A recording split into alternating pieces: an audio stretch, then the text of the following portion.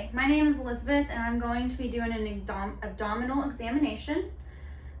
First thing you want to do when you enter the room is introduce yourself, ask the patient's permission to do an abdominal assessment on them, wash your hands and don some gloves.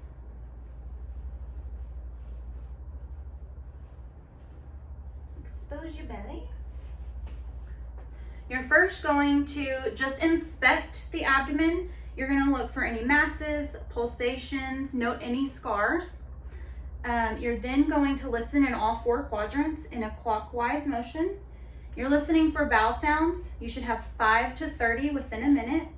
Should be clicks, gurgles, in an irregular pattern.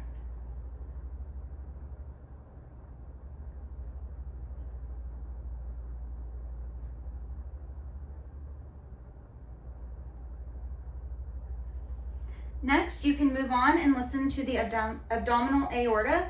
You want to listen for a swishing sound that's called a bruit that can indicate a AAA or an aneurysm.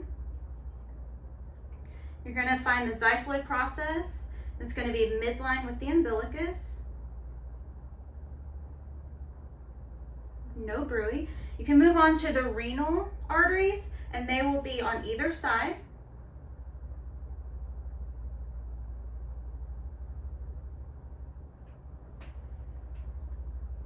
When you're done auscultating the abdomen, you're going to move on to percussion. So you want to tap with 2 fingers in each quadrant. You should hear a tympanic sound. If you hear a dull sound, you may be over an organ.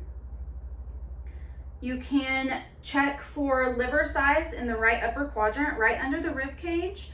If you tap, you should hear a dull sound. You can move up, and once the sound changes, that's where the edge of your liver begins.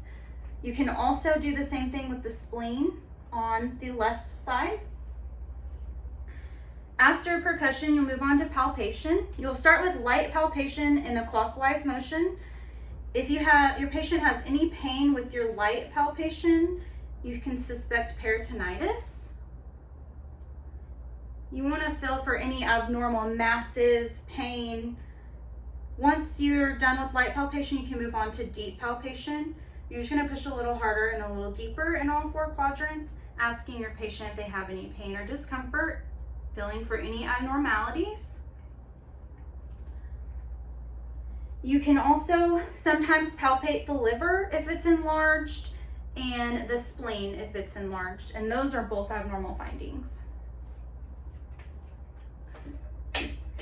Some abdominal testing that you will do be Murphy's sign to test for gallbladder issues. So in the right upper quadrant, you'll have your patient hold their breath, and you will palpate. If they stop breathing and then that's an abnormal sign. You need to refer them for further testing. You can also test for rebound tenderness for appendicitis. So you would push down the right lower quadrant, and when you release, if they feel any pain, then that would be a positive rebound tenderness. Thank you.